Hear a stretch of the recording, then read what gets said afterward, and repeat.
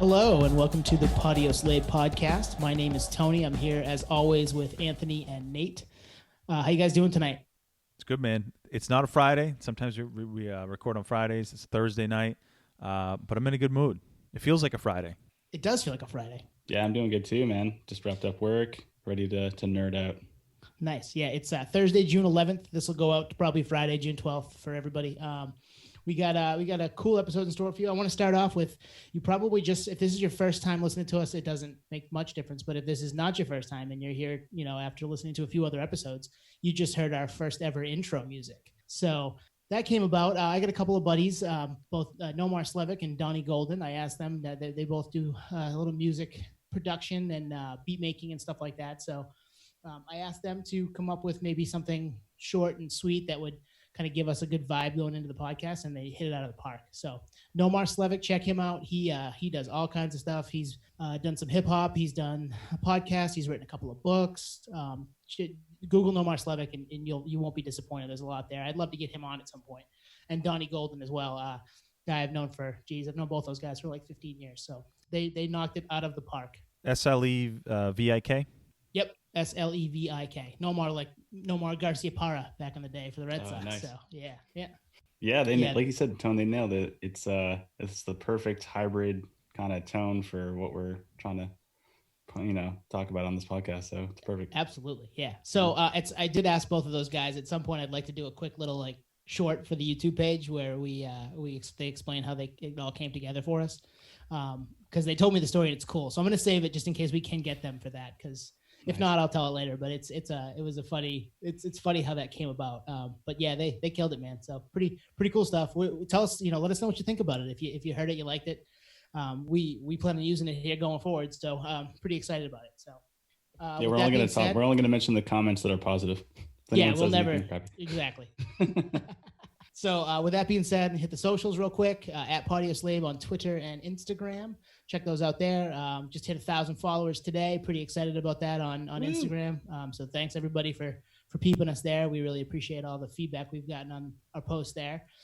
Twitter, slow gaining of followers. Not super worried about that, but I do love getting on there and that's where I find a lot of our info for the set list. So a couple shout outs to talk about tonight. Andrew in Maine listening.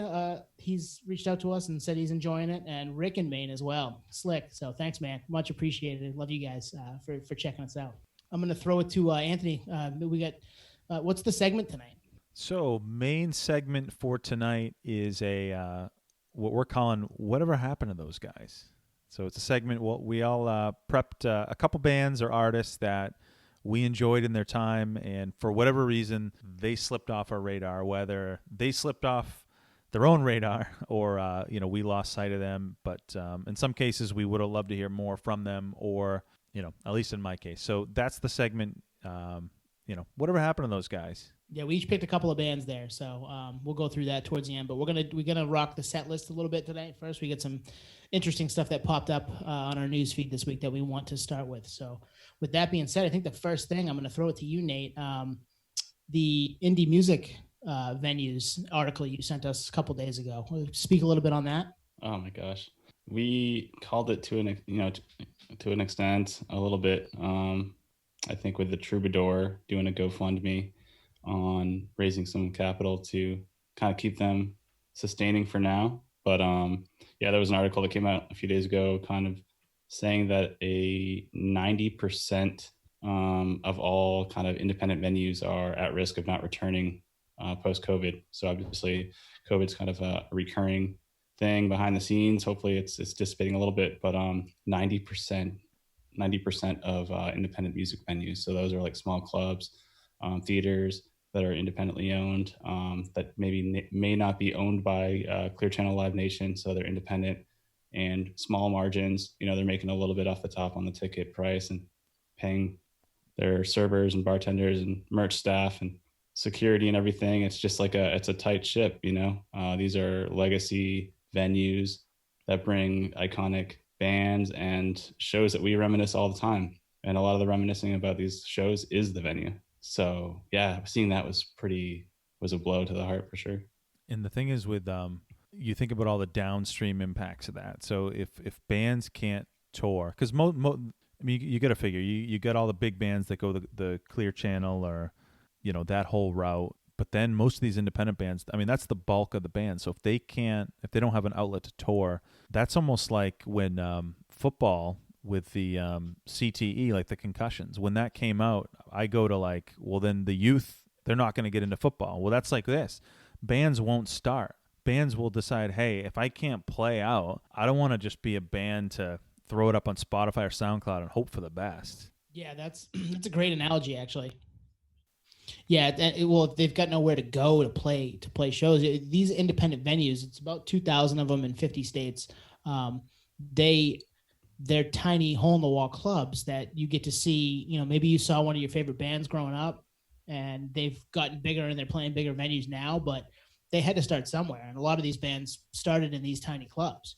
So without these tiny clubs, without these places for these, the talent to kind of find its way, to the mainstream or even middle stream, what are we going to do? So the implication here is dire for sure as far as the music industry goes. Well, then also with COVID, bands, I mean, can they even practice unless they own their own practice space? So it's like this just lends itself to hip hop getting bigger and bigger because you don't need a big studio. You know what I mean? You can just throw some beats together, a little home studio. Or they'll all just podcast. It's going to be an influx of podcasts. Yeah, it also kind of reminds me of, the corporate takeover, like small restaurants and the big restaurants are going to survive. This is like, I don't know, like Staples Center is going to survive, but, small CBGBs type thing just doesn't have the funds or pull to really be sustainable. And so it's kind of like an era that may or may not go away. We kind of talked about this in a few episodes ago where it's like, man, like I hope these don't go away because as a band, let's say like playing a gig at the Whiskey A Go-Go is like a goal, and that's a starting point, but that's like so many bands have started there and become pretty massive. So to see that just, go away, like you said, where do you go? You just jump right into getting a following and then, headlining Staples Center. That progression will be lost. Yeah, it's hard to do, right? I mean, that's there aren't many bands that are headlining the Staples Center that started last week or 6 months ago or 2 years ago, even a lot of times. I mean, maybe two, but yeah, they cut their teeth in those independent venues in those small towns along whatever coast or whatever state. I mean, this is 50 states. This is all encompassing. 2,000 plus venues signing this petition it's a petition to ask the government for more small business type loans to Paycheck Protection Act, all that stuff. So not to get too in the weeds on politics, but they're just trying to, stay viable for the next 6 months if they aren't able to open back up because they closed first, right? They were one of the first places to close. So if they aren't able to open back up, they're going to be one of the last places to reopen with all this COVID stuff. So if they aren't able to reopen, they got to find a way to stay viable and keep their people, and hopefully they come out the other side. I was chatting with the guy that cuts my hair just recently, and he was saying his one of his friends just started a band, and I'm in my head, I'm like, wow, tough time to just start a band. But he was saying that they were trying to put together a basement show, and that just shows you the times. Like, I mean, I've been to a few basement shows, and they're awesome, but that's only because you can't find a venue or you don't want to pay, right? The booking fee and I love basement shows, but if that's the only option, like the pipeline is dead. Yeah. And speaking of that, basement shows, like those are usually kind of like friends and family. If they are like any kind of band that's trying to get a crowd, like it's a little DIY, but it has a cap. And I mean cap, like if you're over like a fire code that's not even implemented, you have a crowd of people. It's like throwing a rager in high school. Like enough cars are piling up, enough people are in there, like it's going to get stopped. So yeah, I don't know where that's going to go. We've never been to any of those. But yeah, no, it's dire times for them, and it's definitely interesting. I'm currently sitting here in my State Theater hat, so I've thrown a couple of bucks their way to try to help out with that. State Theater in Portland, Maine, one of our favorite venues growing up, still one of my favorite venues today. More information on that, go to saveourstages.com. They've got some info there, and maybe there's ways to help your local venue if you can. So check that stuff out. Some of the bands that came out of that scene are bands that are getting a lot of attention now with the civil unrest. Bands like Rage Against the Machine started in small little clubs in LA, and there's a little relevance there with obviously what's going on outside. I mean, I was just in LA yesterday actually for work, and I didn't see anything. I didn't pass any protests or anything like that, but I was spinning Rage Against the Machine. I was spinning System of a Down, in particular Dear Dance, and these songs are just like, man, talk about soundtrack to what's going on in real time. And they're 20 years old, and they're still relevant. They're screaming what they're screaming back then, and I think people, you obviously listen to it because they were huge bands, but a lot of people didn't dissect the message, and I think they're getting relevancy now for obvious reasons, but I think it's forcing a lot of people to go back and think about, oh, what were they talking about? Because a lot of the fans are much younger. Back then, I mean, we're a lot of the target demo back then in our teens, and now we're mid to late 30s or whatever, and a lot of people are going back. Well, the funny part about that is there's a lot of people in the Senate and in the Congress and all that are Republicans that are kind of our age-ish, and they're all like, oh man, that's what Rage Against the Machine was talking about. There's been memes all over the internet. So yeah, they're like, what machine did you think they were raging against is the thing that I've seen. The dishwasher? Like, no. That's so good. I can't take credit to that. I saw that on Twitter. I saw that on Instagram. It's a funny one. But yeah, it's like what they wrote back then couldn't be more, present right now. It makes way too much sense. It's funny that that's still a thing. And not that protests are a thing, but it's funny that the words that were written by a band that we grew up with loving, you could put that CD on today. It's like it happened yesterday. It's like it would they just wrote it and it fits the mold for what you see going on in the news and the streets today. I had to head out today for an appointment, and this is just, it's just crazy how things work out. I listened to Battle of LA. I threw that on, and I knew we were going to talk about it tonight, but I didn't think of that when I put it on. So it's just like, it's top of mind from like looking at Twitter and all this stuff. And Battle of LA, that was always my least favorite Rage original album, but it's like, it would be most bands' best album. Yeah. Well, it's like if one band, if Evil Empire is a 10 for you, Battle of LA is probably like a 9.7. Like, it's not that far off. Right. But yeah, I mean, it's relevant, and I would have loved if this COVID thing didn't happen, they had that tour plan and it's been postponed to next year. I hope they still have that fire, and I hope they still have the shows with COVID, but I hope they still have that fire from a political perspective to still bring it, because they're getting older. I mean, they're what, 40, late 40s? Mm-hmm. Yeah, and like Lance Mercer had mentioned on the last episode, the show he went to was like in '98 or something like that, and he said it was the craziest show he ever been to, and it was pretty much turning into a full-on riot. And he left. He's like, I had to get out of there, and I kind of related with him with that when I saw them in '99 at Woodstock '99. It was the same thing. It was like, man, this is like super dangerous. So yeah, I hope they come with that same fury, and I think they will. I guess it kind of depends on the parameters on how concerts are going to go forward. But yeah, man, if they played today in LA, for instance, that would be insane. Absolutely. Yeah. And it's sad that it's come to this, obviously, with what's going on in the world, that we have to, we're going back to albums that were 20 years old, 25 years old to, paint a picture of what's happening today. Like, that shouldn't be the way it is. We should have progressed by now. But, it is what it is, and we're going to keep it a little bit more light and a little bit more music focused here. But, they definitely knew what they were doing when they wrote that stuff down. Zach knew what he was doing. Tom, all those guys, they put music together that was going to last and fit any type of unrest and protest that's going on like you see today. Well, I did see on the same topic, Childish Gambino's "This Is America" got like a massive skyrocket in streams among all the protests. And same with, I think it was Kendrick Lamar has a song, I'm not sure which one, political song that got a huge stimulus because of what's going on. People revisiting that because they remember the message. Yeah, and that's Public Enemy was doing that in 1990, and some of that stuff just keeps popping back up whenever there's civil unrest like this. It's needed. I'm glad that there's a voice for it. It's that, First Amendment, freedom of speech, allowing people to, peacefully do and say what's on their mind and try to, change the world a little bit. So I'm all for that as far as what's going on here, but it's just crazy to me that that stuff still obviously still resonates today. Speaking of that, you guys listen to the new Run the Jewels? I did. Yeah. I listened to it almost front to back the day after it came out. You check it out, Nate? I haven't had a chance to listen to it yet, so I'm gonna check that out. And it's funny because I know Dude, do Zach it. was on the last album. Zach's been on a couple of them. He's kind of a de facto almost member at this point. He's been on 4 or 5 different tracks. He's on one of this one that's pretty with Pharrell. That's pretty heavy and not a Pharrell type song, which is kind of funny. But hey, good for him. I just noticed Josh Homey's on there. Like there's all Nice. kinds of awesome collaborations in this album. So it's definitely worth peeping. I DJ Premier's on it. Like it's cool. Oh, that's right. Yeah.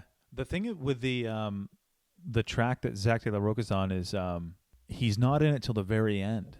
So it was getting near the end. I'm like, do I have the right song? And then he comes in and he just does his thing. He steals the show. He's still him. Yeah. And he's got obviously like the nature of that album. It's obviously hip hop, but a lot of people forget like he could put out a solo hip hop album tomorrow and it would kill. It sucks because he has one in the can. You know. Oh, does it's he? ready to go. Yeah, just won't release it. I don't know. There's always some mysterious things going on with Zach, but yeah, I don't know. I wish he would drop it. The songs that I've heard are amazing. So There's this kind of leads into our segment for tonight. Like talk about a band that why didn't we get more from them? Totally. Rage Against the Machine, Zach De La Rocha. Why haven't we gotten more from you guys? Oh, totally. One thing I like about Run the Jewels is just the imagery, the CD cover, and it's a theme throughout all their albums. But it's just so simple, yet it's just like that looks cool. Like I would buy merch. Yep. Just the whole optics they give is pretty sweet.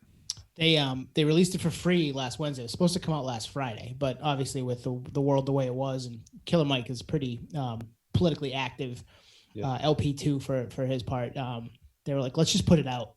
And it's like this fits today too. And you know, this is funny. If this had come out 20 years ago, would have fit today as well. So it's one of those, like it's just perfect for this time, but at the same time, could have totally fit anywhere. And there's a track with 2 Chainz that was pretty good. Out of Sight, Yep. that was pretty good.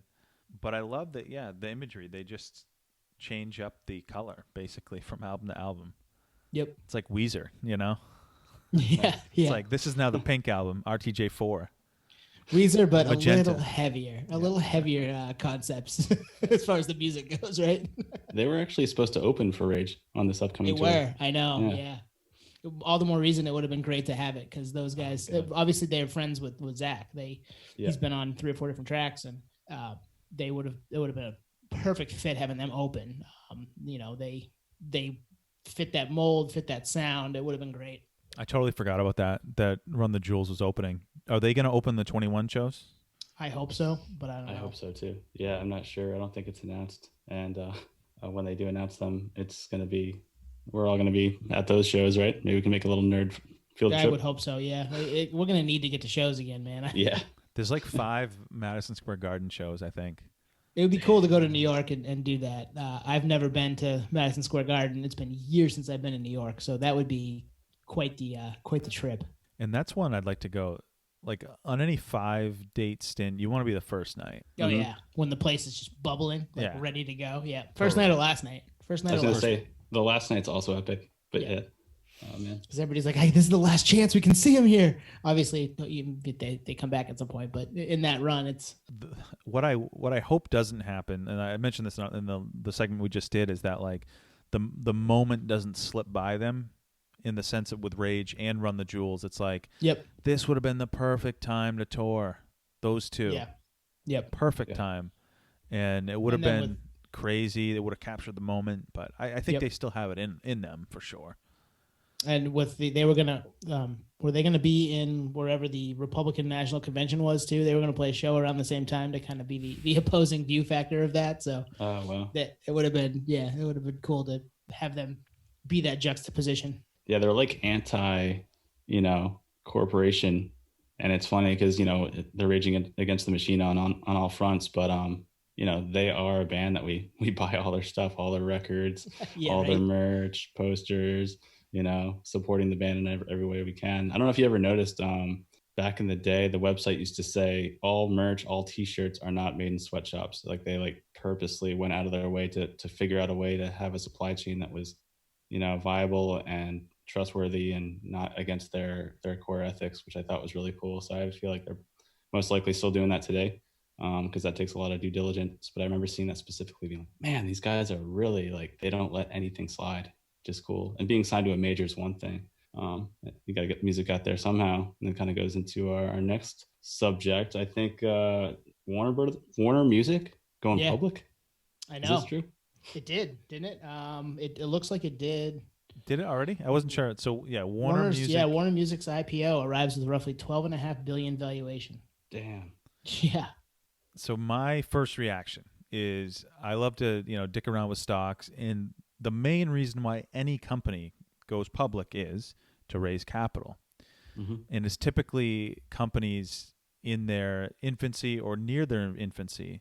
It's typically not a company like this that's been around a while. So that tells me, and I'm jumping to conclusions, I didn't read a ton about it, but it tells me they're struggling. Yeah. Well, this was today. Yeah, this came out today. So Wow. It looks like this article. $23 to $26 a share, and yeah, they're $12.5 billion valuation. But you're right, that begs the question: are they obviously looking for a little bump from the public to try to? Today was a bad day to do that if you looked at the stock market, but yeah, a little bump from the public to try to get get them over the finish line on some stuff. Maybe it's crazy to think that. I mean, are they the first? I don't even know. Are they the first? I think music? so. I yeah, think so. like I don't remember hearing about like Columbia or any of those big names doing something like this back in the day. So I'm hoping. I mean, I tried to buy a Deftones record through Warner Music maybe 3 weeks ago, and it didn't have it. They sold it to me, charged me and everything, and they're like, "Oh yeah, we don't have it," and gave me my money back. So I was like, well, really? This is kind of weird. Yeah. So Wow. who knows what's going on with that stuff? But yeah, it's interesting. It's an interesting world to see them be a publicly traded company. It must mean that there's something going on behind the scenes we don't know about. Tone, you just like dropped the biggest hint of all time, because that means that they don't have the financial infrastructure to support your record being sold to you direct to consumer. Right. So they're like, oh yeah, shoot, we need to figure this out. We need money. When that's their revenue stream, it's not getting money from touring. It's not. Yeah. Like that's the like yeah. D2C. It's crazy, man. It was a Deftones record from 10 years ago. It was White Diamond Eyes, but I didn't have it. We talked about the anniversary a couple weeks back, and I was like, why don't I have this on vinyl? So I went to try to buy it, and that was the only place that said, yeah, go, click through, and like, we have it. It's in stock. Great. And a week goes by, nothing. A week goes by. Okay, yeah, we're gonna refund you. We don't have it. Like, what? You're worth $12.5 billion and you don't have it? Like, what's going on? Print my $28 record, please. That's a total raising capital move, and I guarantee you heard it here. They will dilute that stock in the future for sure. They'll screw investors. This is a money grab, which comes as no surprise. I mean, if you listen to this podcast, we're all over this. It's a money grab. This will not be a dividend-paying stock, guaranteed. There's no money to go around. If more labels come about too, I can see like a Sony, Epic, Columbia kind of doing something like this too. Just last strike. Like, what can we do to keep this thing afloat? Because these bands, like Warner, for instance, they're multifaceted. So, they're losing money in motion picture licensing deals. They're not signing anyone right now. If they are, it's small time. They're getting royalties off one of their biggest bands is the Chili Peppers. Like, they're probably not getting a whole lot. They're probably trying to figure out how to revamp or recoup what they lost on that upcoming tour with John coming back into the fold. So yeah, going public, it's bizarre. It's weird. And then you have to disclose all the financials. So you're exposing your revenue streams. Yeah. It's like, it's a weird move. I wonder if maybe I'm sure they're playing some funny pool with that too, right? This is what we have, but maybe not behind the scenes. They always do stuff like that, big corporations. So it's definitely an interesting play. I won't touch that stock with a 10-foot pole at the moment, just because I'd like to see how it plays out, especially with the way things are right now. stuff just kind of reopening and then not, and coronavirus stuff still in the air. So literally and figuratively. Well, that begs the question of take coronavirus. If coronavirus wasn't around, would they still pursue this? I doubt it. I think it has to be, the timing's too coincidental for it not to be we're bleeding, we're hemorrhaging, we're on life support. Need an infusion. We need an infusion. We need cash. Yeah, all the huge salaries they're paying and stuff. It's not like they're laying off people that are getting paid 6 figures overnight. They're like, these guys got to stay on. I mean, where Warner is making music though is on album anniversaries. So the Chili Peppers, Californication, we did a post on that. That just turned 21, and bands that like albums like that, they're getting revenues off of maybe people that are like us that are seeking out their vinyl and so forth, and they're getting the returns on that. So there's a little bump here and there, but yeah, that's the only way to make money is those physical goods, those physical assets. Because there's no concerts right now, right? I mean, that's where they'd be making other money on T-shirts and concerts and stuff at those events. Yeah, that one turned 21. Californication turned 20. That's pretty cool. And no, Tony sent me one today. Californication turned 21, and Rated R turned 20. Queens. Yeah. Mm-hmm. Yeah, and then Atmosphere today turned 18. God Loves Ugly turned 18. Atmosphere is a underground hip hop group out of Minneapolis, where kind of all this unrest started. So everything comes full circle here. But yeah, that turned 18 today, which blew me away because I remember hearing Atmosphere for the first time walking into Bull Moose Music when I was probably 19 years old, freshman in college, just thinking to myself, I'm going to go buy a CD. All my friends went to school and I stayed home to go to school and I'm bored. And they were playing Lucy Ford, which is the album that came out before, two albums prior. So no album prior. And then I grabbed God Loves Ugly because they were playing Lucy Ford and didn't have it. So I grabbed the next one that I could find and went home and listened to the whole thing. And I was like, this is cool. And then saw them for the first time, maybe 2 months later in Boston. And then I think I've seen them like 12 times now over the last 18 years. So or 17 years, something like that. So yeah, I was pretty excited about that anniversary. I mean, Nate, you've listened to that now. We've seen them a couple times together. Yeah, I just feel really old now. Yeah. Like what? 18 years? Like, holy crap. You know what it makes me think of is, so those albums came out, so 99 for Chili Peppers, 2000 for Rated R, and then God Loves Ugly was 02. That like 5-year stretch, late 90s to early 2000s, was a lot of the bands that we like was their heyday. Like so much good stuff. Like, I mean, we talk about all these 20th anniversary albums from 2000. It's most of those bands' best albums. Deftones, Glassjaw, A Perfect Circle. It goes on and on. Mm-hmm. And these, I would put these up there too. Like Rated R is one of the best for Queens, and same thing with Californication. That is my favorite Chili Peppers album. Well, and yeah, same thing for the couple albums we did for the 20-year segment 2 episodes ago. Marshall Mathers LP. I mean, that might be Eminem's best record. And Kid A. A lot of people think Kid A is Radiohead's best record from 2000. And White Pony, you said so. And then this Atmosphere album is, for me, it's their best. The Seventh Travels is really good. That comes out next. A little bit more polished, but they're both amazing. And go, if you've never listened, he's a little different. They're a little different now. Obviously, that comes with age, right? You mature and you rap about different things. So this is more angsty, younger, like I was at the time. So it hit me right, and that's why I got into him. So it's just crazy. I mean, it makes sense. The economy was strong. Artists were in their in their full potential, making amazing music, and we're at the right age to enjoy it. And it's just crazy. Like, I'm trying to think now, like if we do like this podcast, which it will be still going in 20 years, it's like, man, what are we going to revisit from 2020? Well, there was a kind of a silence in the industry, I guess. I know, that'll be something to talk about. Yeah, it's going to be weird. So Run the Jewels 10 comes out, and then we're reminiscing about Run the Jewels 4. Yeah. Killer Mike is in a wheelchair at the nursing home. It's a good point, because that era was a perfect matchup for us who were young enough where we had the flexibility to go see them, and the artists themselves were spring chickens, most of them, in the 20s, early 30s. And now it's a different experience. It's still, if we like them enough, we're going to go, but it's a different experience. You're not, Um, you're not waiting in line to get there early, or and then for me, a lot of cases nowadays, it's like I dip out, the first song of the encore so I can beat traffic. Like as a Well, that's because you're a dad. 15, 16-year-old, you're like, I'm getting there early. I'll stay after, blah blah blah. Yeah. But yeah, all Well, those and you'll albums, stay there all night. yeah, all night, and all those 3 albums we just mentioned still hold up. Definitely. I mean, listening back to Californication this week, I was blown away by just the sound. It was the first album back with Frashanti, right, Nate? Yeah.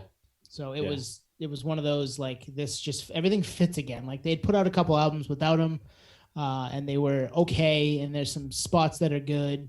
One Hot Minute comes to mind. Aeroplane's a cool song with Dave Navarro. There's some cool songs on that record, but it's not a great Chili Peppers record compared to the run that comes after it with Californication and By the Way and Stadium Arcadium, which you can find on our He's on Fire segment a couple episodes back. So episode 12, I think. Yeah, so it's a cool. It was just a great front to back, not a bad song. There was a few that stuck out to me. Parallel Universes, and I just love that song. Yeah. Same with This Velvet Glove, right? That's on there. Yeah. Mm-hmm. So good. Great song, just great song. I was gonna say we can almost do like a Years on Fire, kind of like what you were saying, Twan, because there's years that just are flawless between like 98 to like maybe right through 2003. There's so much gold. Mm-hmm. So it's like, talk about time and place, perfect string of years that were just like, for all genres, just so many amazing albums. So those ones in particular, but we've been digging pretty deep in the punk scene too. A lot of bands that dropped albums in like 99, 2000, 2001 are just like flawless front to back records. Oh yeah, we should definitely dig into that, because like we'll want to look at which bands made the jump from indie to major, and if that made a difference. Like a lot of those genres were in regional locations were feeding frenzies for a lot of genres. I wonder if that has anything to do with it. Yeah, that's a whole episode. We'll save that. Yeah, that's definitely a whole episode. But yeah, you're right, Nate. That 98 to 2003, and part of that is, I mean, okay, so say we're 45 instead of 35, 36. Mm-hmm. We're probably saying that 88 to 93, and it was right. Great. We talked to Lance about it last week, right? So maybe it just comes in tens. I don't know, but the area you grew up in, you're obviously going to have a soft spot for. But there was so much money being thrown around in the industry at that point that it was just, you were going to find everything that was good, because they were going to take a chance on everything that was good or even mediocre to see if they could figure it out. So we were fortunate enough to kind of reap the benefits of that and just have so much music to pour through. And I think what also is a result of that is more bands knowing money's on the table. They're more willing to get out there and, sign with a major.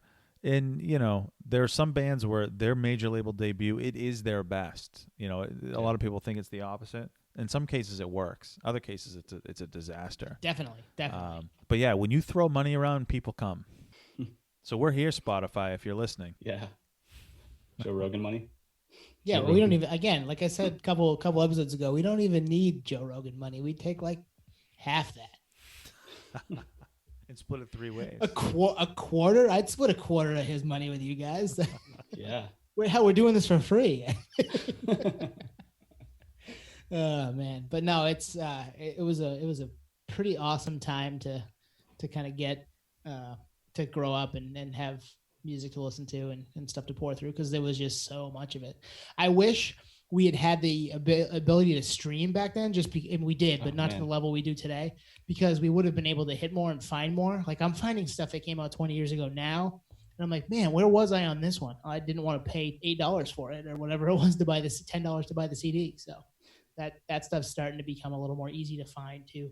And you didn't have Spotify curating it and saying, hey, you like Radiohead, check out, I don't know, Blur or something, anything. You didn't have that, kind of music assistant saying, hey, if you like this, check this out.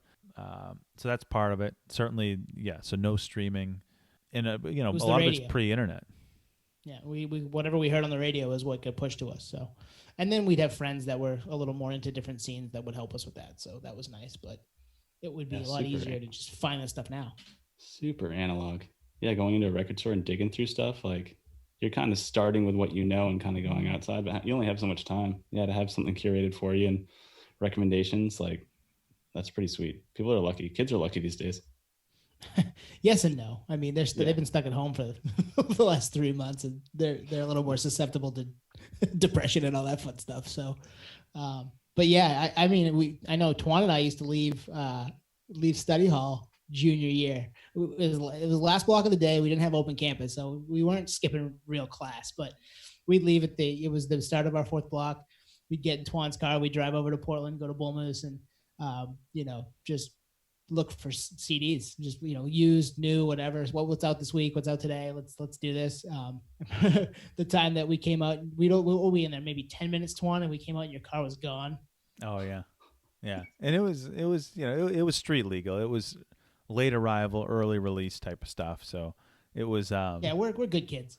It wasn't completely against the rules. But no, you could show up if you had late arrival. You could show up whenever. If you had early release, you can cut out. But yeah, I mean that shows you 20 years ago we're at the record store. As soon as we get out of school, we're there. But yeah, I mean you relied on the what your friends were into. You relied on the area of the record store. Like I'd walk into our local record store, Bull Moose, and go right over to like the punk section, or I'd go over to the metal or rock, or you go over to the new releases, and that's how you found out. Yeah, or the new releases. They had the CDs for, like you were saying, Toneless, and a few episodes ago, where you can get a new release for like $6. Yeah, it's the best. Right? $6.97 or $5.97. Oh, it's money. I wish it was still like that. That always made me, because there was another record store, CD store in Mill Creek, which is this little shopping plaza near where we grew up. This is back in 97, 98, 99. They were selling CDs for like $18. Like, how is that a sustainable business model when you could go to Bull Moose and get it for $6? I remember that. And even in our main mall, there was Record Town. I don't know if that's like it was a national chain or not, but it looked like it. And a lot of those CDs, if they weren't new, it was like $14.99. It was like $13 to $15.99. Crazy. So yeah. In real terms now, adjusting for inflation, that's over $20. Yeah, I'm not buying a CD. I mean, I'll pay that for vinyl, but I'm not spending that for a CD. That's cool too, because that's like pre-Amazon. So that's like we're looking at the records in the expensive stores. Like, nice, this is cool. I guess I'm going to go back to my good record store and buy this for like half the price. Mm-hmm. So you're shopping around, but you're still like kind of getting a feel for it. And then you're like, I'm going to just buy this later. Yeah, especially when you know it's going to be cheaper at your home base record store. Home base. The other thing that would have been nice back then, Bull Moose wasn't in South Portland, and now they are. So we would have been able to go there, and it wasn't. We didn't have to fight parking in Portland and any of that stuff. So that would have been made things a lot easier. So I could definitely see this album anniversary being a regular staple in our set list. I mean, we'll do the 20-year anniversary for the overall segment, but for this set list, just kind of quick hits. For sure, definitely. Because like we said, that was the heyday, and there's a lot of big ones coming up. Yeah, a lot of 20 years. So many. Well, and I put together the 20-year one, just a list of what came out this year a couple weeks back for our segment, and I was blown away at how much was on that list. So we will revisit that for sure, but just to kind of talk about any album anniversary, like Atmosphere being 18, that one kind of hit home today. So that was cool. We want to get into the segment, guys? Yeah, I'm ready. So what let's remind our listeners, what's the segment again? So the segment is whatever happened to those guys and gals. Whatever happened to those guys. We've each come up with a couple of bands that maybe put a couple albums out that were awesome, that we loved, and either disappeared, or maybe the group changed, or it just didn't have the same dynamic after that, or just they put out one or two and that was it. We just never heard from them again. So it's not a negative connotation. It's more why didn't we get more out of this band or this group? Where we had a couple put together for you. I think I got two. You guys probably have two each for sure. I got a couple. Mm-hmm. And it's it was an interesting text exchange when we were talking about what do we want to do this week. This was a cool, like I came up with probably 7 or 8 right off the bat, and then nice. I narrowed it down to a couple. I was like, these two will be fun to talk about. So with that being said, who wants to lead us off? And one caveat, and I think this is given if you've listened to us, we didn't tell each other what we were picking. So we're reacting to the other person in real time. So Yeah. hopefully we didn't overlap. We might have, and if we did, Yeah, if we did, we we got did. backups. We've done it before. It's worked. Who's going first? Nate, you go first. Yeah. Me? Okay. I have a feeling someone might have chosen this, so this is funny you just said that. Yeah. This is a short-lived act, although upon some deep digging, I think, Tony, you actually know this more than me, is they've been around for quite a while. They're from Iceland. Yes, they're on my list, but I didn't do them because I was worried that one of us would do them. I know who it is. Go ahead. I am excited. Quarashi. Yes. From Iceland dropped their album that we all know. Many people are maybe familiar with, maybe not. They're kind of underground to an extent, called Quarashi. The album is called Jinx. And such an awesome album. I think it's a front to back. And I was a bit, we've talked about Beastie Boys on this podcast. There's a lot of similarities between them and Beastie Boys. Obviously, they got some influence from them.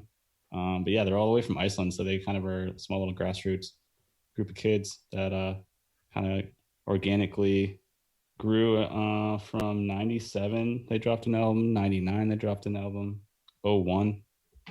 But in 02, yeah, Jinx came out, and it's just a badass record, man. I love that album. You guys remember checking out that album, I'm sure. What was the lead single? Stick 'em Up or Stick 'em Up? Stick 'em Up was the lead single. Yep.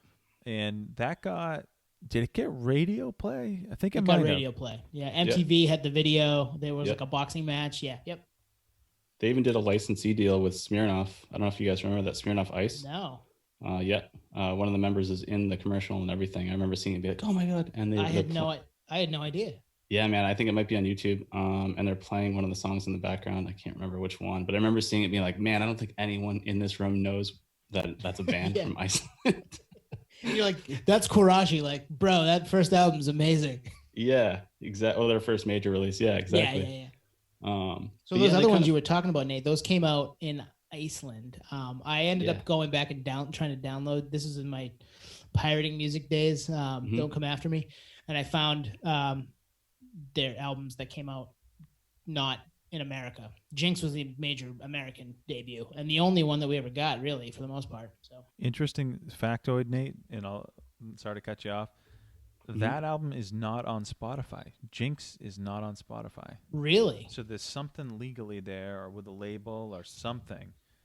So I won't be able to put them on the playlist? This was the one that I was talking about before we started. I was like, I want to put them on the playlist. So they there's other albums on there, but not Jinx. Okay, so I'll find some stuff. Yeah, and I don't have the quote here, but the reference to Beastie Boys, I mean, it's obvious. Like, you can hear it. It sounds like the Beastie Boys almost. And I remember reading something from Mike D, and I don't have it quote for quote here, but he was actually pissed. Like, yeah, we're going to start making music again. This is before they dropped, like, I think 2 or 3 records ago. Around the time this came out, and they're like, "Oh, we need to put a record out because there's some people putting stuff out there that's a total ripoff of what we're doing." And I'm like, "Oh, I know what they're referencing without saying it, but it's actually really freaking good." So I hope they give it the time of day. I love the Beasties, don't get me wrong, but a lot of what they did was sample from people, so slow down a little bit. Yeah.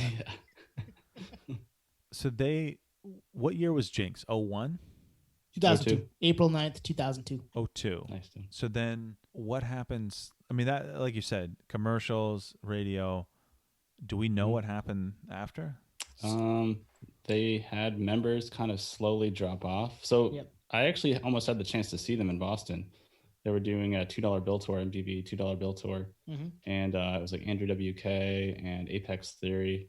And they had another band kind of sub in and out with them. And it was the date I saw wasn't with Quarashi, unfortunately. I wish it was. But that was like the one. Was that the date with Lost Prophets? It was. Yep. This is at the Axis. There's a bunch of things we're not going to open there, but yeah. Yeah, unfortunately.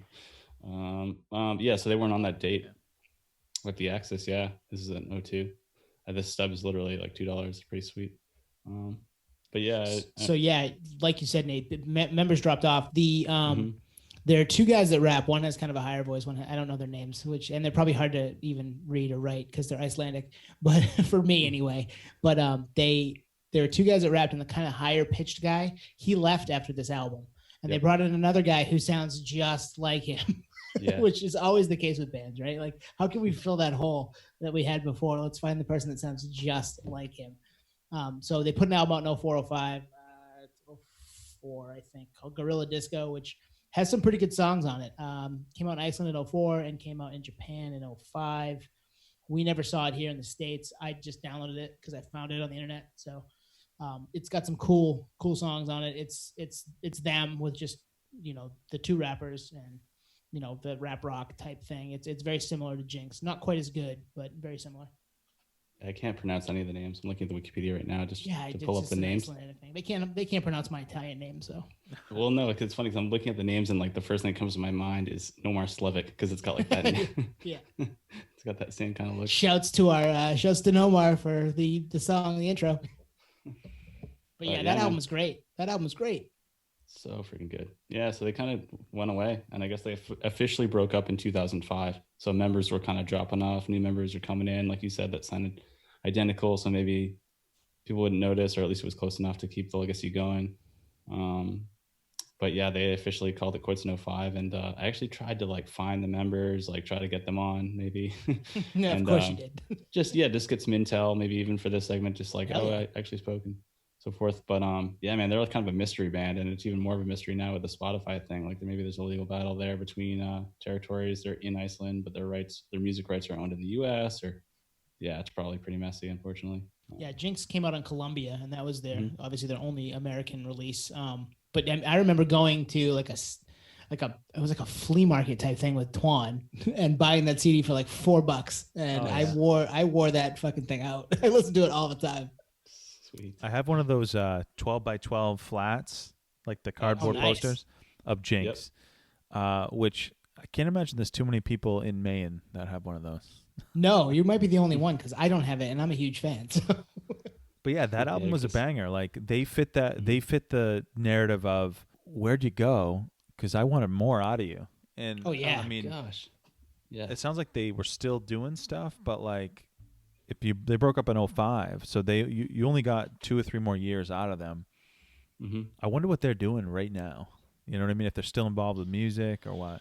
I had a electric press kit is what it was called. It was basically a DVD. They used to be on VHS, but an electric press kits from the record label to kind of showcase the band, how and where they came about and so forth. And it actually was filmed in Iceland. And one of them is the member like on his like lobster boat. So like they're definitely like blue collar. Nice. Yeah, so this was like a lucky strike with their band to get signed major, tour the U.S., maybe on enough tour support for one run. Greg from Zebra had kind of alluded to what tour support is from the label to actually get on the road.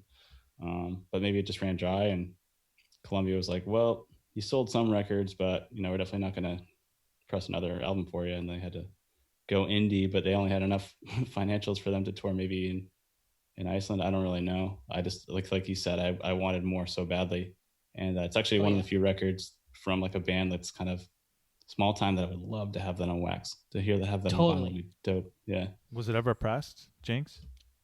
Mm-mm. I don't think so. And if it was, anyway. It's so long out of print that it would be expensive.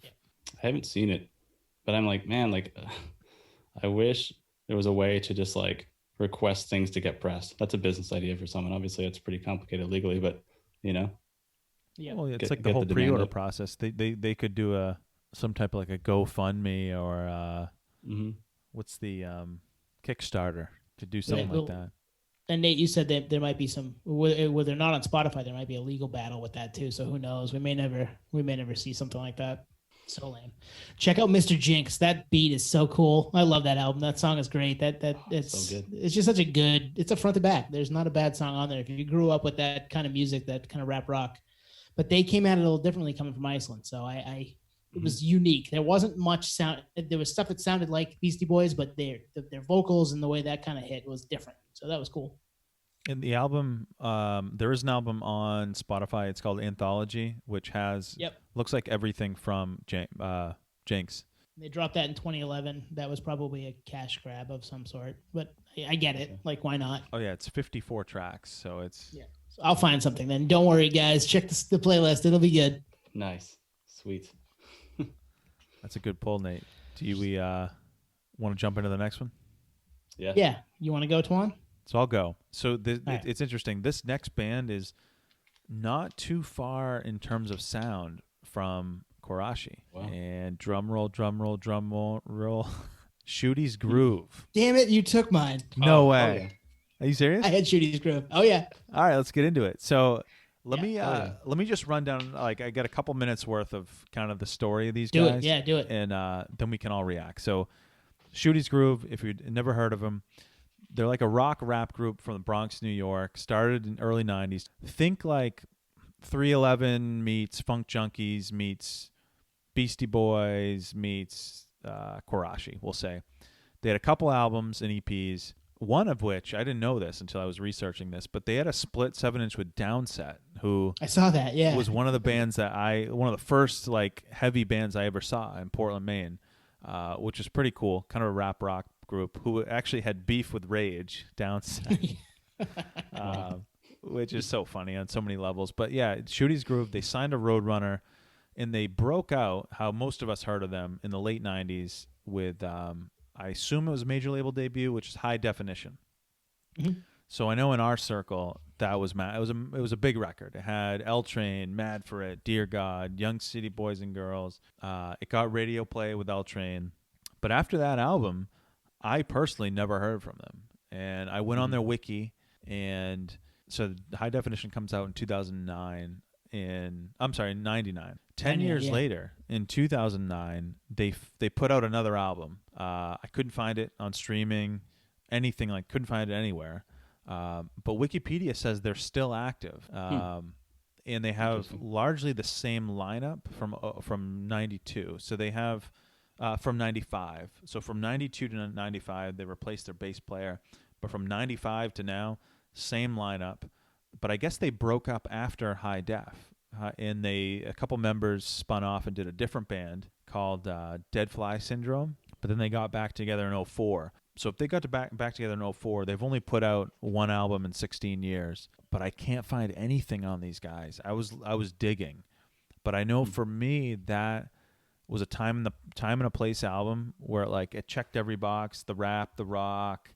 And they're just a cool band. And they had like roots in different scenes. Like if you're working with Downset, you're involved in the heavy scene. But then they also toured with, I saw they toured with like the Boss Tones. They toured with 311. They toured with, a bunch of other bands like that. Slayer. That's right, Slayer. Yeah. Yep. So they had a foot in everywhere. Boogie Down Productions. They were with a bunch of yeah. people. They were everywhere. So Tone, you had them. What are your memories on them? Or like, what did you find? So yeah, same thing. And the things that were kind of crazy to me is they put an album out in 09 and that is nowhere to be found. Like no. I couldn't find it anywhere, streaming services, and I was kind of shocked by that. And I got 3 streaming services on my phone to make the playlist for every week. So I'm like, how is this nowhere? Even YouTube, I thought YouTube would have videos or something kind of related to that album. Nada, like just couldn't find anything, which kind of blew me away, especially how good High Definition is. Like that's a great record. That record's awesome. Hell yeah. Yeah, right. L Train was obviously the song we heard on the radio growing up. It hit us. We were probably freshmen in high school, and it was like this is cool. And then Mad for It's awesome. I remember playing Sean Palmer Snowboarder. You guys ever play that game on PlayStation? And Mad for It was a song, and it was like the perfect length for the first level. So I was always hoping it would come up when I would play the first levels because I knew I could get to the end of it right as the song was finishing. That is nerdery. So, that's the definition of nerdery. That's what we do, man. That's what we do. It's kind of like the Tony Hawk talk a couple weeks ago. It's the same idea. I played that level so many times just to get Mad for It and Dead Cell by Papa Roach. Those 2 songs. So. Oh, Dead Cell's badass.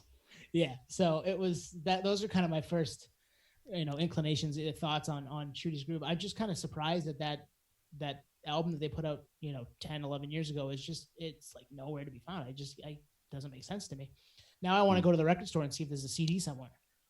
Well, they got one comment is like, if it's not on YouTube, then it must have been a small Did it really happen? self-release type of thing. I mean, everything is on YouTube. I wonder too, because they were in heavy rotation here in Portland, Maine, and it makes sense because I think they were opening for 311 for the Sound System tour at the state. Were you guys? Sounds about right. Might have been. I don't remember specifically, but they played some show.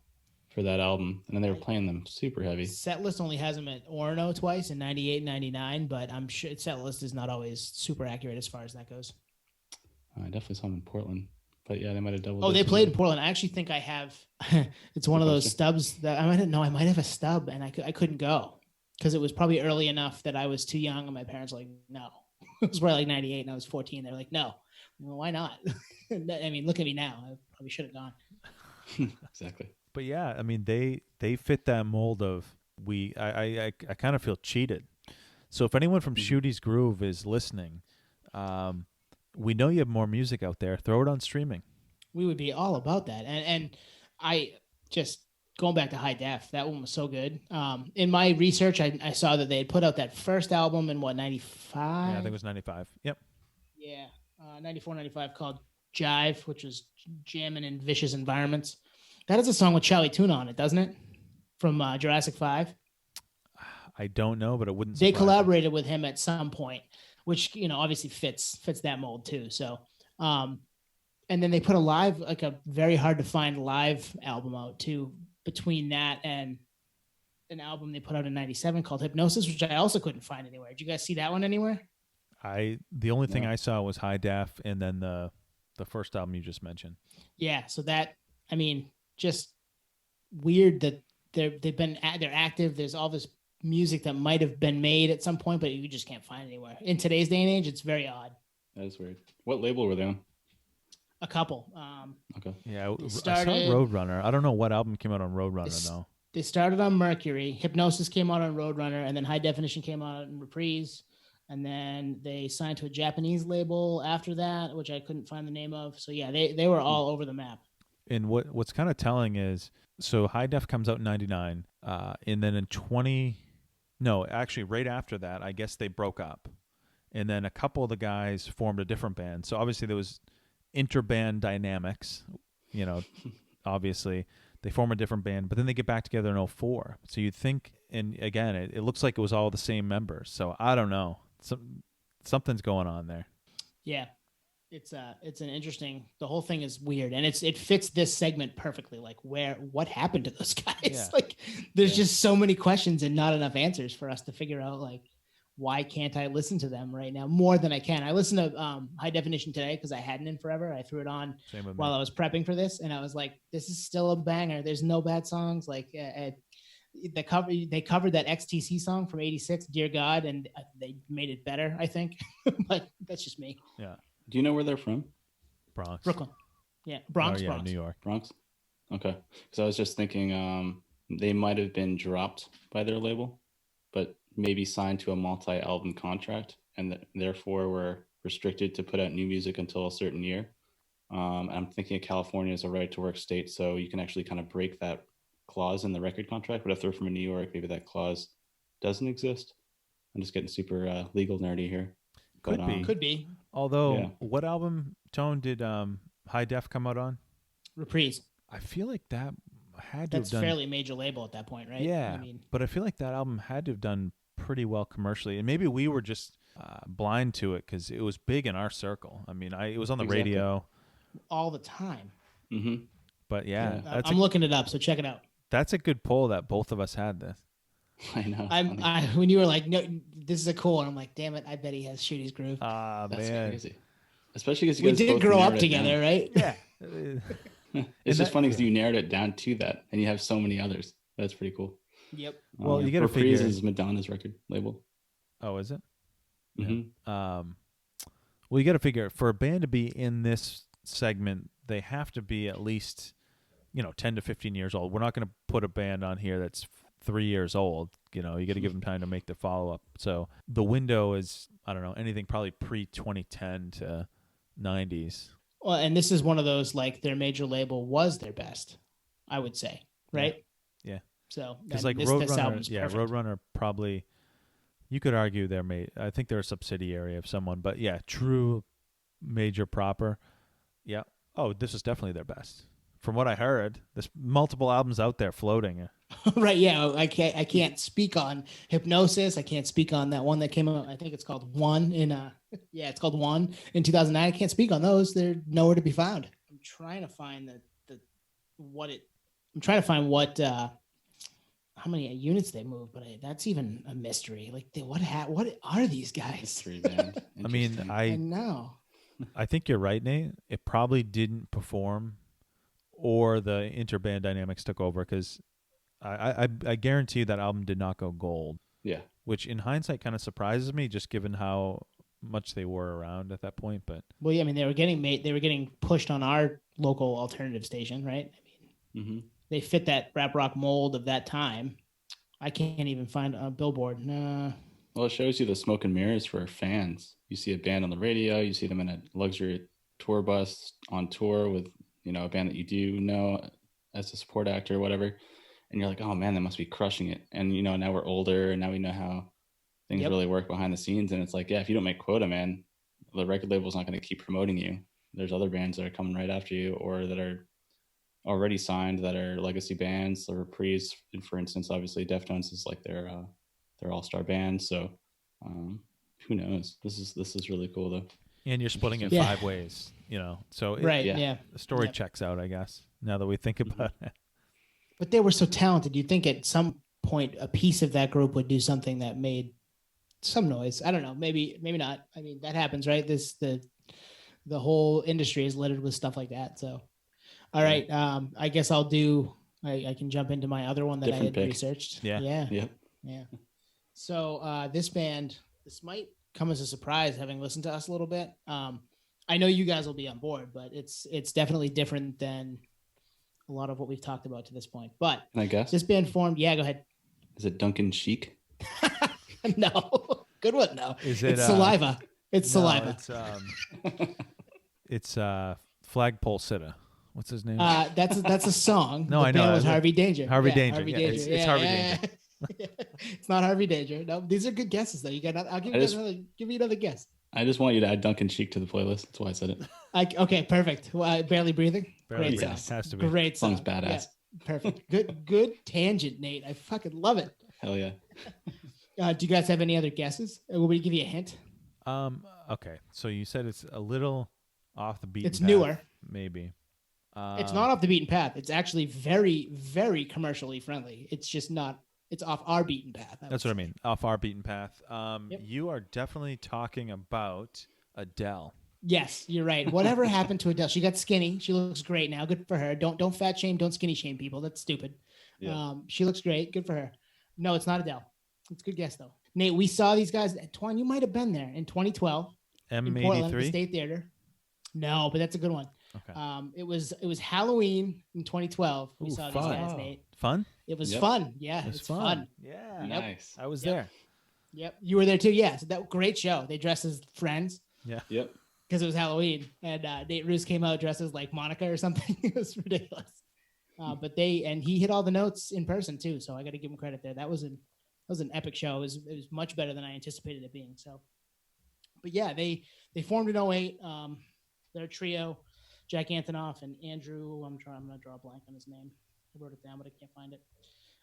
And Nate Roos, who's the lead singer. And they put out an album called Aim and Ignite, which was more kind of indie, didn't really have the airplay and the impact that Some Nights had. And then Some Nights came out, and Some Nights was massive. Everybody heard Some Nights, the song. Everybody heard We Are Young. They were just, hit after hit from that album. And that's what we saw them on tour for. They all kind of split up after that, and it really didn't make a ton of sense. Nate Roos put out an album on his own, and it didn't do well. I think it sold 30 grand copies wise, and it was just a fun record without the guys, which doesn't make sense when you've got a great songwriter and musician as Jack Antonoff is, because he's done a bunch of other stuff for other artists, including Taylor Swift and Lorde, Pink. He's written songs for those huge acts, pop acts. And then Bleachers, he's done himself too, and those two albums aren't bad. The first one's really good, I think, and the second one's not bad. So why kick to the curb somebody who's as talented as Jack is? I don't understand. To put out the same type of album that's just not going to be as good musically, I never understood that. But that's kind of how that happened. They were kind of a gigantic flash in the pan, like just this massive second album that was heard everywhere, and then poof, gone, never heard from again as far as the band goes. Now the people in the band have done some stuff, but the band Fun, which was probably the biggest band in the world in the mid 2014, 2013, probably the biggest band in the world, and to just kind of say, now we're done. We don't like each other that much, or who knows what it was, but we didn't get a follow up to Some Nights, which was obviously not good. It would have been great to hear another record from them. What do you guys think? No, I think what you just said, biggest band, they were definitely one of them, because Nate was featured on Eminem's album, Marshall Mathers LP 2. It was that last track where I think he apologizes to his mom. Nate is the chorus. He does the hook. Yep. And then my other memory of Nate is actually, it was before Fun. He was in a band called The Format. Do you guys remember those guys? Yes. I remember hearing about them. I didn't listen to them, but I remember that. It was pretty good. They had, what was it? Something in Interventions and Lullabies. I saw them at Skate Fest at the Worcester Palladium in 03 or 04. And you could tell he was bigger than that. And not in like a cocky way, but like you could tell he was super talented. He wasn't just like a punk band, or I mean, they weren't a punk band, but an indie band. They were bigger than that. But Fun. Was it just one album? 2, the Aim and Ignite, which came out before, which was a little not as poppy, not as trying to be mainstream as Some Nights were, and then Some Nights, and that was it. Yeah, Aim and Ignite came out in 2009, and Some Nights came out in 2012. So yeah, that came out February of 2012, and we saw them in October of 2012 for that album, and it was everywhere. You couldn't get away from We Are Young when it came out, to the point where I was like, I didn't want to hear it anymore because it's all you ever heard. That and Some Nights were always on the radio. And then time passed, I didn't hear them as much, and I would find myself going back to it. My fiance was a big fan of it, so we listened to it on long drives and stuff like that. And I was like, this is actually a really good album. So I had a different approach to it compared to how some people digest pop music. We probably are a little different with that. Like, okay, I've heard that song enough. I don't need to hear it again for a while. But they were all still really good, and I would put them on today. Like it's still really good. Yeah, that's good, man. I wonder when we were doing a little digging on where they're at now and so forth. I wonder if the singer Nate had maybe some kind of record label pressure. I don't know if you've seen the movie A Star Is Born, where the record label or industry professionals are like, you know what, you're the star of this show. Like you should go solo. I could totally see that. Yeah. Where that kind of changed the dynamic in the band. They're like, oh, you're screwing us to, instead of making a sophomore album, you're going solo. He's like, yeah, man, I got pitched on this. Another good example is the Elton John movie, Rocket Man, happens in that movie too, where the Queen movie, Bohemian Rhapsody. Yep. And the record label pursues him. They're like, hey, you really should make a solo record. Like, you're the star of this band. Screw the other guys, make a solo record. So I wonder if that happened with this, and it pissed him off and the band broke up. And if he tried to reunite them, they're like, no, man, you went solo. Like, we had a good thing going. That's just me thinking out loud mainly, but I know that makes sense. Yeah. I mean, he's one of the more unique vocalists that of the last 20 years or so, I would say, right? I mean, he's just got that, and he can do it live. I was skeptical going into that show. I was like, I'm not sure he's going to be able to hit all those notes. Like, that's all a product of the studio and all that. Nope. Yeah. He can do it live. It sounded, unless I was totally duped that night. It sounded on point. So maybe he was getting people in his ear saying, it's you, like, you're the reason this is huge. And it's too bad when that happens, because it happens all the time. Yeah. But sometimes the collective is better than the pieces sold off for whatever. So that will never happen here at the Patio Slay podcast, guys. We are going to stay together for the kids. Yeah, we're the Motley Crew. We help each other out. That's a good pull. I wouldn't have thought of them, but they check every box of like any angle you could take with this segment. It was actually cool. We saw them in a small venue because they were massive. I mean, we saw them like a 1,500 cap. 1,500 cap, and it was it was Halloween. I think it sold out. If it wasn't sold out, it was damn near close. But I bet it was sold out. It was sold out. And they they just put on a show. I mean, it was from the jump. They come out dressed as the characters from Friends, and they play the Rembrandt's "I'll Be There for You" just to jump into it. And I was like, this is gonna be fun. I'm gonna enjoy this. And it was, other than that drunk asshole in front of us we almost got in a fight with, it was a good time. I forgot about that. Yeah, our buddy Phil almost killed that guy. Yeah, that was weird. That was like mind games going on. He would like bump into us like nonstop, and then like we started bumping into him, and he took it personal. It's like, well, you were bumping into me the whole show, and we're and at I a don't even concert. really care. Yeah, we're like up near the stage, pretty close. Like, there's a lot of people in that spot. Just stop. Yeah. Wow. But yeah, that was fun. Literally and figuratively, that was fun. You guys got any more on that? No, good poll. I feel like they had another album in them though. At least one. Totally. My thought is maybe you had a bunch of things at work here. Jack's maybe writing a bunch of music for other people and himself. Nate's gonna do his solo thing and says, I want to do my own thing. People are telling me that I'm it, yeah. And maybe they were, how do you follow that up? It was so big. It was they put those things in a blender. I could totally see why maybe they no longer are a band, but it's just too bad. Like, come back now. Like, put something out now. The hype has died down. I mean, you're doing your other things. You have things to go back to if need be. Why not? It'd be cool to get another album. Well, it makes sense if the first album was a success, a second one busts, and then it makes sense. But it was the reverse.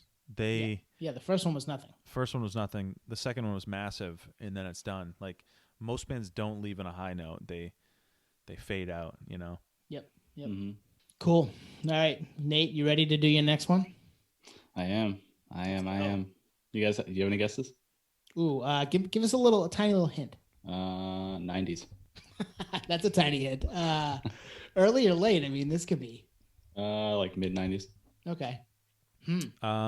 I would guess, but I think it's the one I'm gonna do next. So I'm gonna. Okay, go ahead, Nate. Just give it to us because I'm scatterbrained. Okay. This is actually, this isn't like any small time act, but I loved this guy in middle school. I remember hearing him at Mike Danboys' house back in the day and being like, damn, this shit's badass. And he had a good career for a while, man. 96 to 2012, he was going pretty strong. And I feel like he just disappeared, like literally vanished. And I actually ran into him when I lived in New York City. He like looked like he was going to beat me up. I was like, dude, sorry, man. I just happened to walk by you. It's Busta Rhymes. Oh, wow. Yeah. Awesome lyricist, awesome rapper. But yeah, man, he just like went away and I don't really know what's going on there. And I did do a quick wiki to do just a little research, and it looks like he's dropping an album in 2020. So it's a little timely. But so maybe he had the same question, like, where did I go? Should drop an album. Yeah, good call. Well, he was on that Chris Brown "Look at Me Now." Was that? Yeah, that was like 6 or 7 years ago. Yeah. But okay. I mean, as far as his own music goes, he's just been a feature guy really for the most part for a while, right? Yeah, and minimal at best. And like you said, that was what you said. What did you say, Twan? That was like 7 years ago. Yeah, something like that. Yeah. So it's just a super straight on dry spell, and he's an OG. It's always weird when people like that have multi-platinum records and they're kind of on this climbing streak, and then they just like fade away. It could be a multiple of reasons. It could be a drug addiction thing. It could be like just the fact that he's made enough money, he's just ready to just hang out for a while. I always wonder that same notion with like actors and actresses. They're like, damn, where'd this like amazing actor or actress go? They don't exist anymore. And there's they're not retired. Like, what's going on? But if they made that much money, maybe they're sitting on it. I don't know. But yeah, Busta Rhymes, man, just vanished, poof, gone. I don't really know. What got you into him, Nate? What'd you like early on? I don't know why. I think it's that early kind of grassroots, like I said, at Mike Danboys' house, this is like middle school, like in 7th grade maybe, and hearing what's that song? Woo-ha. Got you all in check? Yeah. And all that stuff, because it was kind of like me getting into hip hop around that time, and I'm like, all right, this shit's sweet. And we'd listen to it on the way to Thunder River to go ski and stuff. And obviously Mike D, shout out Mike D, not Beastie Boys Mike D, but our Mike D. He's a big hip hop guy.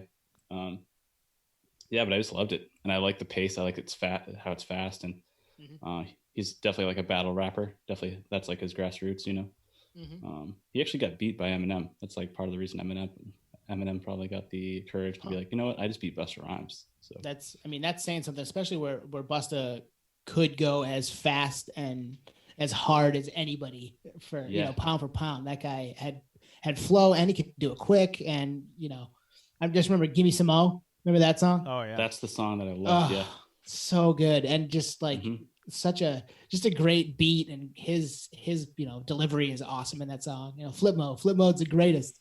Mm-hmm. Give Me Some Mo is one of my favorite songs. The bump my head. I bumped my head, and I woke up and said, "Flip mode's the greatest." Yeah, never saw him live. Did see him, like I said it earlier. You ran into him. Yeah, when I lived in New York City, I ran into him in Lower Manhattan, Lower West Side, and just literally like brushed shoulders with him. Like didn't see him, just boom, like hit shoulders, and he just like stared me down like he was gonna straight up kill me. I'm like, dude, like I didn't see. Oh my god, you're Busta Rhymes. Like it was weird. It's like one of those weird like brush with a celebrity type things. Yeah. But yeah, he looked like he was gonna kick my ass. I'm like, dude, I'm so sorry, man. I'm going on the way to class right now. Sorry. I did that to Doug Flutie once, but he did not look like he was gonna kill me. He was like, "Oh, I'm just trying to go back the other way against a lot of people. You're cool." He was solid though for a guy who was shorter than me. 5'7" ish. He played in the NFL. He was a solid dude. Yeah, and Busta Rhymes is a big dude too. Jack, yeah, maybe it's all steroided out or something. I don't know. That's a callback to episode 3. Our earliest music memories was The Coming. I remember I brought that up. The album The Coming with Wuha. Oh, yeah. Episode 3. Yeah, 3 I think it was. So listen back. I would say Busta's verse on Scenario, Tribe Called Quest. Mm-hmm. Oh my God, man. That's kind of what got me into Tribe, and obviously kind of what tipped me off to how good Busta was. I was like, this is just awesome. Everything about that track, and then going and doing deep dives on both Tribe Called Quest and then Busta after that for me. So that's kind of how it got going for me. 90s hip hop is flawless. Oh my God, right? So good. Those early Jay-Z records in the mid-90s, mid-late 90s are, just that feel, that vibe is different than what we have today. Yeah. Well, I liked, so cool. I think it was ELE, the album ELE that Busta put out. Extinction Level Event. Yeah. I think, is that the one that had Ozzy on it? Ooh, let me look. Ozzy Osbourne? I'm not sure. Yeah, I can't. It might have been, but yeah, he's been kind of quiet for a while. I mean, he's probably pushing 50 now. I mean, he's getting older. Yeah. Yeah, Ozzy was on that. You're right. It came out in 98. 98, yep, 98. Yep. That makes sense. That's when Ozzy was on fire with Ozfest, and he got Black Sabbath back together in like 2000, 2001-ish. So yeah, he was still in good shape. And that has Gimme Some Mo on it too. That's where that was a thing. That makes sense. Yeah, because I remember hearing that at Mike D's house too, and that was 8th grade. That's the coolest. I always bring this up because like the years match the grade. So 98 was 8th grade. 03 was graduation high school. Yep. School. Yep. That's a good one, Nate. I would not have guessed, but you're right. Like those early records was kind of his jumping off point, and then he's just kind of been a feature guy for a while for the most part. Yeah, I was gauging it on the fact that like I there's some people that I want to see, and so I'm always waiting for them to tour, and usually a tour is around some kind of support of a record, or they're just touring for the lack of just to tour in general, but nothing on Busta Rhymes ever.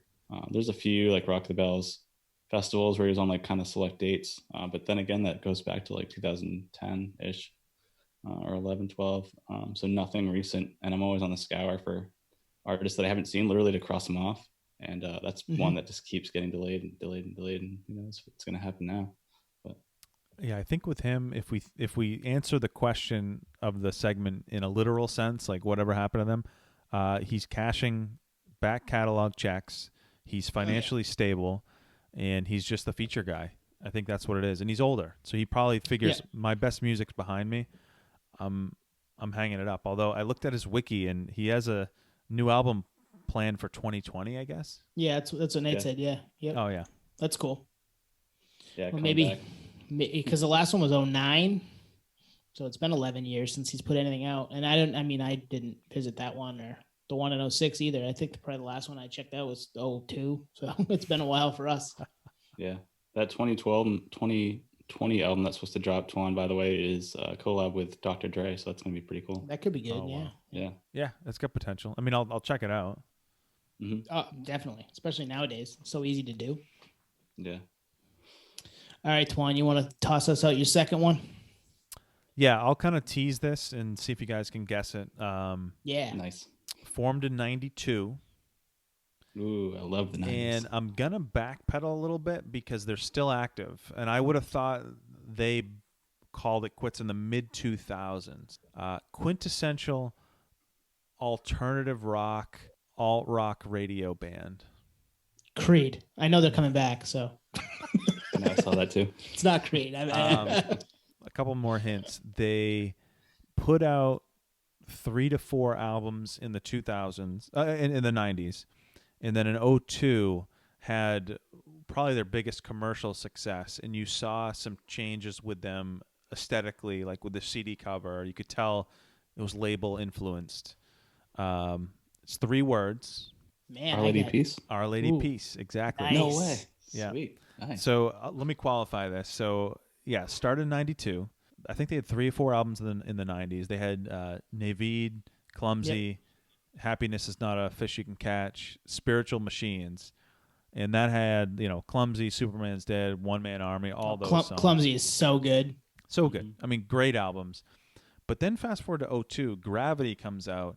And if you remember, like, the CD covers of all those other albums were, like, abstract and super creative. And then Gravity comes out, and it's just a photo of the band. And they're all, like, kind of, like, not glammed up, but, like, I think one of them has, like, a leather jacket and, like... So the aesthetic kind of changed. So it's probably label-driven, but it had bangers. Somewhere Out There and Innocent. Great album. Probably could be the best 2 songs. So you, for my read of the band, they're at the peak. 2002, they're at their peak.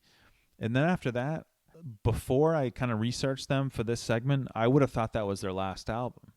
But no, they've released several albums since then. And with the most recent being in 2018. So, and they're still active. So I'm kind of backpedaling, but and maybe I changed. Maybe my interests kind of moved on. But that 2002 album, Gravity, was gold. Oh, it was awesome. That album's awesome. I agree wholeheartedly. And I agree, they were on a high. Those albums are all awesome. I was a huge fan, man, and I saw them a ton. They played the State Theater every 6 months for a while there. But yeah, they dropped off. That's crazy. And I didn't know about those new albums either. So it's not you. It's literally unfortunately, maybe their marketing, label support, anything if we didn't hear from them, we just assumed they were kind of laying low. Yeah, they had albums in 2005, 2009, 2012, and 2018. I'm blown away by that. And I'm looking at them too right now. I'm like, really? I would have told you Gravity was probably where it stopped.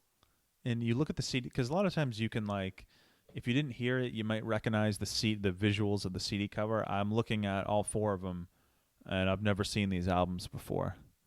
I'm trying to see if I recognize a song name, and I don't. Even though there's starred ones that are supposed to be big, I've never heard any of these. But that's a band that, leading up to this, I've been listening to Gravity. I threw on Happiness. I threw on Clumsy. And for the genre, they're classics. Yes. Clumsy is the one that stands out for me. But that's because probably time and place, and a buddy of mine had it, and we would his dad would go to work, and we were probably 9 in the summer, and we just, no, older than that. It came out in 97. So we were probably, 11 or 12. And just crank that thing. We'd open the door to his house and turn up the stereo as loud as we could for Superman's Dead, and just the whole neighborhood was like, "What are these kids doing?" His voice, Rain is the singer, I think, right? Yep. Very unique voice. It's very Billy Corgan in some areas. Smashing Pumpkins. But I think were those major label? Yeah, they were. They were all major label, like Clumsy. I think Sony Music was Clumsy. Yeah, it had to have been label push, because if you look at the CD cover of Clumsy, it's the dude is on the trapeze with his mouth or something. Mm-hmm. Yep. And they go from that to, they kind of mail it in with Gravity. It's just a photo of the band all glammed up. Mail it in, or we're told to do it. Exactly. I think it's the latter, for sure. Yeah. 4 a.m. and Clumsy are both great songs. They didn't have Lance Mercer, unfortunately. Take some dope photos. I mean, it's a cool photo, but it's just, no one's looking generic. At the camera. We've seen that photo 1,000 million 100,000 times, right? We don't need that again. Stop. I've only seen one album where the guy is on the trapeze on his teeth. Right. Yeah, totally. So are you guys in the same boat? Like you had, Yes. like if I told you these guys ended in 05, you'd believe it? Oh, absolutely. Okay. So it's not just Same. me. No, and that's funny because we're all nerds, so we should know this, but we're also casual nerds at the same time. And yeah, man, they seemed like they disappeared. And I did see that they were touring with Guns N' Roses in 2017. So I remember I was going to try to see them. Yeah, it was all Canadian dates, of course. They're from Canada, but I remember seeing them like in a headline, like Our Lady Peace is going to be the support act for Guns N' Roses on this once in a lifetime tour, but only Canada dates. I'm like, oh, I forgot about that. I mean, I love that band. It's like one of my favorite bands actually, but no US dates. So awesome pull, man. I love Our Lady Peace. Yep. Yeah, Great there were fucking band. 4 or 5 really good albums there to start, and just songs that are timeless and only sound like sound different, but it's they were cool. I hadn't thought about them in forever, and I will probably spin Clumsy in the next day or so, just cause, and you'll see some stuff on the playlist. Spin Gravity again, because I think it's definitely the most polished, and Mm-hmm. it has label influence all over it, but it's great. Great album. Well, they write good songs, so that's what shines through. As we've talked about numerous times over our 14 episodes, you can tell when it's good and when it's fake, right? We can tell if it's good, even if it's label polish, it's going to be good. Yeah, Gravity is like the Third Eye Blind, like sing along songs. Like, what was that song you mentioned? Twan? Innocent. Innocent. Yeah. Did you see them at the State Theater? Never saw them. For that tour? I'm actually shocked. I've never seen them. But I would still go see, if they came to Portland, I'd go see them. Yep, absolutely. Me too. Yeah, that State Theater show for that tour, they pulled on a girl on stage that sang that song with Rain. Kind of That's cool. Yeah, it was really cool. They both sang together. We saw Goo Goo Dolls do that too. Mm-hmm. At the State Theater. They pulled somebody up on stage to sing a song with them. I can't remember the song now, but that was right before you moved, Nate. They kind of fit that mold, right? They're a similar type of band from that time frame. Yeah, the late 90s, like pop rock. I love that stuff. It's like one of my favorite genres. Did you want to do another one, Tone, to make up for the Shooty's Groove, or? Yes. I could. It wouldn't be super researched, which is not. I'm not super. Hey, let's spitball it. We can collectively. I can spitball one for you. Hard-Fi. Nice. What happened to Hard-Fi? You ever listen to Stars of CCTV, which came out? I'm now gonna have to look it up. But it came out. The anniversary is this year, this July 4th. I want to say it's like 18. That's I just looked this up recently because I love that album and listened to it again. But Stars of CCTV. I got a confession. 15 years. I don't know if I know this band. Ooh. Cash Machine. Good. Because go back and listen to it. And this will be a reason for us to put Cash Machine on the playlist. Yes. Sweet. And you saw them, Nate, right? Yep. Also at the Access in Boston. Yeah. This album came out 15 years ago on July 4th. And I think it's a front to back. I don't think there's a bad song on it. Totally is. It's a great, maybe they're kind of a popular block party. Maybe does that sound right, Nate? You probably Block Party's pretty popish, but yeah, but Block Party's kind of got a little bit of that, and it's not so much radio friendly compared to what Hard-Fi was. Mm-hmm. I would say Hard-Fi was a little more radio friendly. Hard-Fi's got like the European Oasis thing going on a little bit. Yeah. And they put this album out and had a couple of tracks on it that were singles. Cash Machine, which is the big one, and that song is just awesome. Yeah, that song's badass. And then was Hard to Beat. Was that on the radio? I think it might have been. It's a great song. Hard to Beat's great. Tied Up Too Tight's great.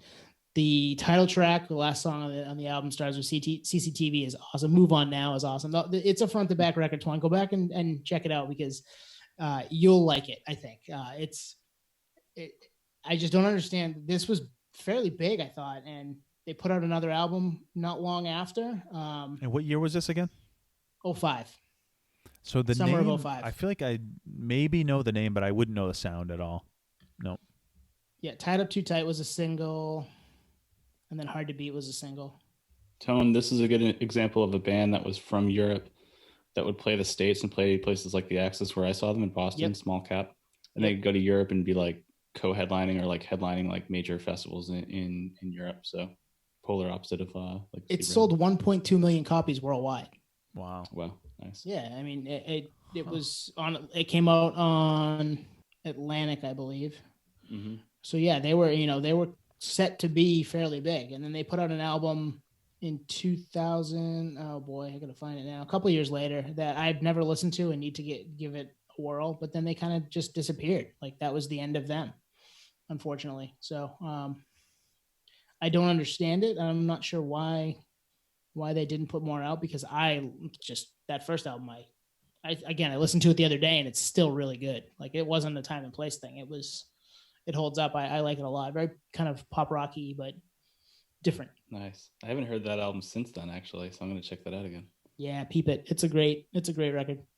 But it does beg the question of, well, what happened? Yeah. If there were co-headlining festivals, like, it all points to like either personal issues or interband dynamics or creative differences. I mean, those are the major things that come to my mind.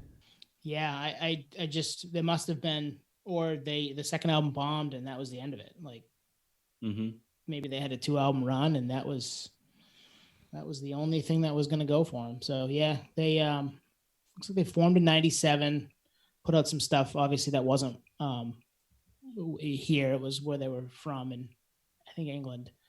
And then 05 they hit with Stars of CCTV, and then they put out Once Upon a Time in the West in 07, and an album in 08 called Killer Sounds, and that was that were done.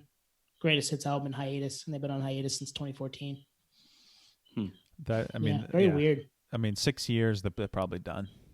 Yeah. Probably People that say that, Fun is still on hiatus, and it's been 6 years too. So Blink 182, the real Blink 182 is still on hiatus.